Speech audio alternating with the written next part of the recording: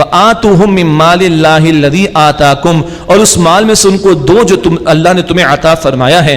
وَلَا تُكْرِهُ فَتَيَاتِكُمْ عَلَى الْبِغَاءِ إِنْ أَرَادَ تَحَصُّنًا لِتَبْتَغُوا عَرَضَ الْحَيَاةِ الدُّنْيَا، اور اپنی کنیزوں کو گندے عمل پر مجبور نہ کرو اگر وہ پاک دامن رہنا چاہیں، محض اس لیے کہ تم دنیا کی زندگی کا سامان حاصل کر لو. یہ عبداللہ بن ابی اور اس طرح کے لوگ معاذ اللہ معاذ اللہ معاذ اللہ کنیزوں کو برائی کے کام میں مبتلا کرتے اور مال بناتے تھے.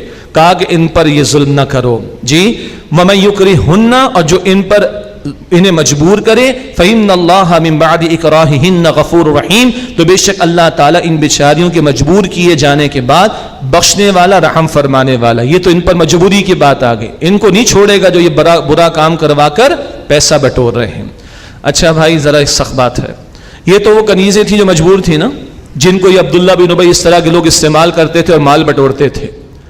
آج یہ مارکیٹنگ کے اندر شوبس کے نام پر اس قوم کی بیٹیاں جو کچھ کر رہی ہیں، یہ کہاں سے جواز ہے اس کا؟ یہ کون سی مجبوری ہے؟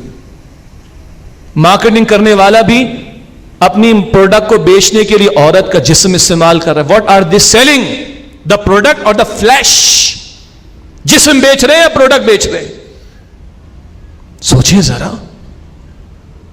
اور میں عجیب لگے گا میرا جملہ، بھائی اس قوم کی بیٹیاں ہیں، کوئی لڑکیوں کو سمجھائے.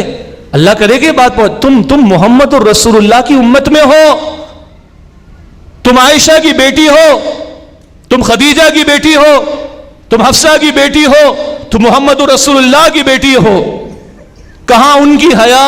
ایک کواری پردہ کرنے والی لڑکی سے بھی زیادہ حیا کرنے والے تھے رسول اللہ علیہ السلام. ایک کواری پردہ کرنے والی لڑکی سے بھی زیادہ حیا کرنے والے تھے رسول اللہ صلی اللہ علیہ وسلم.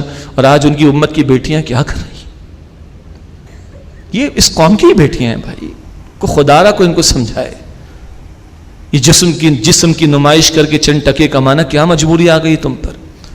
اور وہ ہوس کے مارے مرد جو استعمال کرتے ہیں وہ ظالم. استغفر اللہ.